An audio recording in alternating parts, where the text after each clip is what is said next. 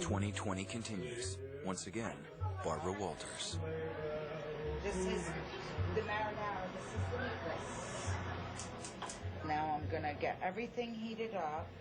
It's Christmas Day in the home of Stephanie and Neil Grant. Their twin daughters, Allie and Riley, have already opened their presents, like this one that allows you to morph a digital body into anything you want. For Riley, a 10-year-old transgender female who is biologically a boy. The game must be bittersweet. If only life was so easy, she could punch a button and turn into a girl. If you were to meet someone who didn't know you, and they said to you, Riley, are you a boy or a girl, what would you say? A girl. And you really feel that way, don't you? Have you always? Can you ever remember not feeling like a girl? You're a very pretty girl, do you know that? Yeah, you are. Does Riley feel sometimes that she's a freak? Yeah. She has a physical deformity. She feels. She has a birth defect. We call it that. I can't think of a worse birth defect as a woman than to have a penis. She talks about the day she'll have a baby. That's not in her future. But she sees herself as a woman. A woman, as growing up to be a woman. 10 years ago, the struggle was simply to have Stephanie conceive. It took the Grants 11 attempts at in vitro fertilization and 5 miscarriages before they finally gave birth to fraternal twins. A girl, Allie. Hi, Richie. And a boy, Richard. So Stephanie and Neil, when you had a boy and a girl, twins, you must have been thrilled. The perfect family. You have a boy and a girl, you don't need any more. Yay, Allie! From the beginning, the twins were different. Allie was extremely, always looking into life. Come on, Rich. Richard was clingy and quiet and more passive. I knew he wasn't going to be a masculine, macho little boy. Wave hi, Rich. Richard refused to swim topless, always wearing a shirt in the pool. Gentle and meek, he gravitated to pink, not blue. It started with the cups. But, Mommy, I want a pink cup. I want a pink cup. And I'd say, no, that's the girl's cup. Pink is for girls, but I'm a girl. He just stomped his feet, and I want pink. Richard was jealous of his sister's girl things, especially her clothing. We were getting dressed, and he wanted to wear a dress. He wanted to be pretty like his sister. A two? A two. Huh. 2.5. I want a dress.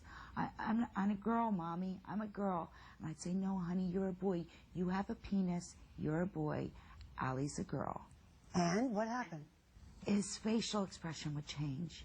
He'd get sad, and he just wanted to be pretty like a girl was pretty. Do you remember how you felt? I think I was kind of dumbfounded because how someone so early in life could discern for themselves what they wanted to be. Then an incident in the bathtub convinced the Grants just how seriously confused their son was about his gender identity. So I left the room, and when I came back, Richard was standing there very innocently with a nail clipper, and he was holding it to himself, and it was closed. It's a cringing thought, and that's exactly what I did. Buddy, what are you doing? What are you doing? And he just looked up at me with these eyes, and he said, Mommy, it doesn't go there. He was going to cut it off, cut his penis off? Yeah. That's at 2.5. In my mind, I knew right there's something going on. The Grants needed help, so they turned first to their doctor. What did your pediatrician say? I don't know what to tell you. And I think you have to teach him to be a boy. You gotta put him on the track, honey. So the Grants encouraged Richard to play with boy toys and do boy things, but to no avail. It's a microwave like Mommy's, huh? Richard even refused to attend his own birthday parties, knowing he would only get boy presents. The worst time was Christmas. It got more exasperating for him when he looked over at all his sister's things, the things that he wanted. So here you are with this little boy rejecting everything male. At what point did you allow him to dress as a girl? At about 3 years old. They called it girl time. Richard could dress up in his sister's clothes, but only when his father Neil was out of sight. The secret between mother and son went on for months. So I took him shopping by himself. And you bought him? And we bought his own skirt and his own little tank top, because that little girl trapped inside was so happy when this would happen, but we knew we had to hide it. And his own pair of Barbie sandals. And we hid them in the back of the closet. So, Neil, when you found out that your wife was dressing your little boy as a girl, what'd you do? I said I didn't believe in it, and I didn't know where this was going to lead to. And you didn't want it. And I didn't know. I did not want it. Richard's double life put a strain on their marriage. They almost separated. But Stephanie was undeterred. Richard, now 4, was going to school as a boy, but wanted to be a girl full-time. At night, you heard Richard's prayers in the middle of all of this. What was he saying? He said, Mom, I'm so mad at God. And I said, you are? Why? He said, because God made a mistake. He made me a boy. And I'm not a boy. I'm a girl, Mom. And he says, every night I pray that God gives me a girl body, but when I wake up, I'm still a boy. He says, God won't take back his mistake. He won't make it right. Neil, what happened when you heard this? I don't want to put you through something that's this difficult. I need a few minutes. I'm sorry. Was there a point when Richard got so unhappy that you were afraid that he might do himself harm? He would say to me, I just want to die. I just want to jump out the window. Were you afraid he might? Oh, yeah.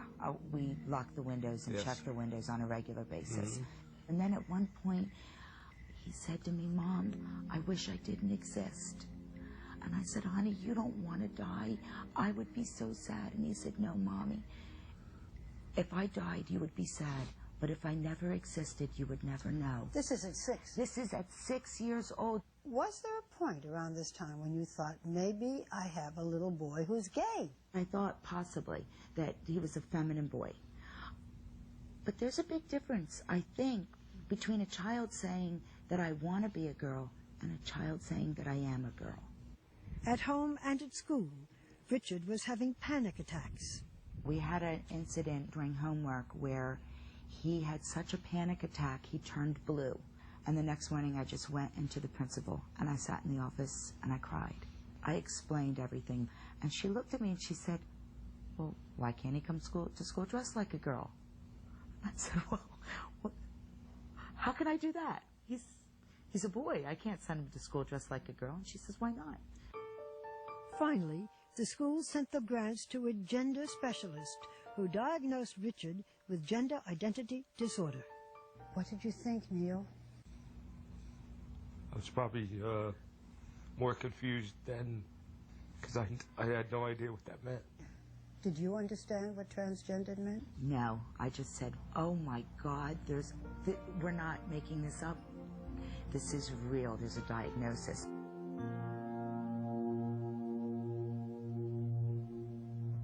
That diagnosis was just the beginning of even more heartache. Riley would face hurtful teasing and bullying and the anguish of trying to be accepted for whom he feels he is, a girl. Some people call me a boy. And then how do you feel? Angry. That's next.